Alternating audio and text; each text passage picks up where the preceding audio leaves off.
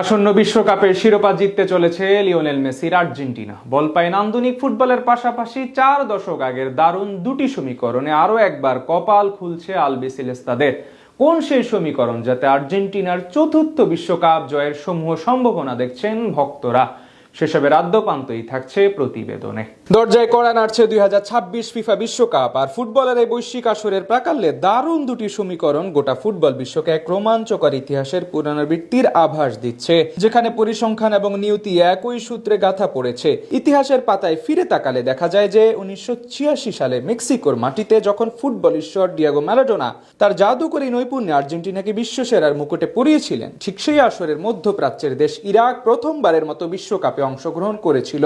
দীর্ঘ 40 বছরের বিরতি শেষে 2026 সালে আবারও মেক্সিকো যখন বিশ্বকাপের আয়োজক দেশ হিসেবে আবির্ভূত হয়েছে, ঠিক তখনই ফুটবলের বিধাতা যেন সব সমীকরণ মিলিয়ে দিয়ে ইরাককে দ্বিতীয়বারের মতো বিশ্বমঞ্চে ফিরিয়ে এনেছেন। আর ইতিহাসের এই অমোঘ ইঙ্গিত আলবিসেলেস্তা সমর্থকদের মনে এক প্রবল আশার সঞ্চার করেছে যে মেক্সিকো এবং ইরাকের এই বিশেষ সংযোগ আবার আর্জেন্টিনাকে শিরোপা জয় উদ্ভাসিত করবে। এমনিতেও আর্জেন্টিনার বর্তমান দলটি কেবল ইতিহাসের উপর ভর করেই নয়, বরং মাঠের পারফরমেন্স তারা এক অপ্রতিরোধ্য শক্তিতে পরিণত হয়েছে। বিশেষ করে আক্রমণভাগে লিওনেল মেসির দারুণ ছন্দে থাকাটা আর্জেন্টাইনদের জন্য এক স্বস্তির সংবাদ। তার সাথে আক্রমণভাগে রয়েছে হুলিয়ান আলভারেজের মতো ভার্সেটাইল ফুটবলার, যার অসাধারণ গেম সেন্স এবং অবিশ্বাস্য ওয়ার্ক রেট নিয়ে খোদ আতলেটিকো কোচ দিয়েগো সিমিওনে মুগ্ধতা প্রকাশ করেছেন। আর্জেন্টাইন এই ফরওয়ার্ড সাম্প্রতিককালে যে ধরনের ছন্দে রয়েছেন তাতে লিওনেল স্কালোনির তুরুপে তাসে পরিণত হয়েছেন তিনি। এমনিতেও আসন্ন বিশ্বকাপে লিওনেল মেসির অভিজ্ঞতার ছায়ায় আলভারেজ, এনজো ফার্নান্দেস, ম্যাকালিস্টারদের মতো তারুণ্যের শক্তিতে বলিয়ান এই দলটি দারুণ লড়াইয়ের পূর্বাভাস দিচ্ছে। মাঠের লড়াইয়ের প্রতিটি পজিশনে তাদের আধিপত্য এবং চাপের মুখে স্নায়ু ধরে রাখার অদম্য ক্ষমতা প্রমাণ করে যে তারা কেবল অতীতের পুনরাবৃত্তি নয়, বরং উত্তর আমেরিকার মাটিতে নতুন এক সোনালী দিগন্তের উন্মোচন করতে প্রস্তুত। তাই তো মেক্সিকোর মাটিতে 4 দশক পর ইরাকের প্রত্যাবর্তন আর মেসি আলভারেজদের ফর্মের তুঙ্গে থাকা, সব মিলিয়ে আর্জেন্টিনা এবার কেবল অংশগ্রহণকারী হিসেবেই নয়, বরং শিরোপার সবচেয়ে বড় দাবিদার হিসেবেই মাঠে নামবে।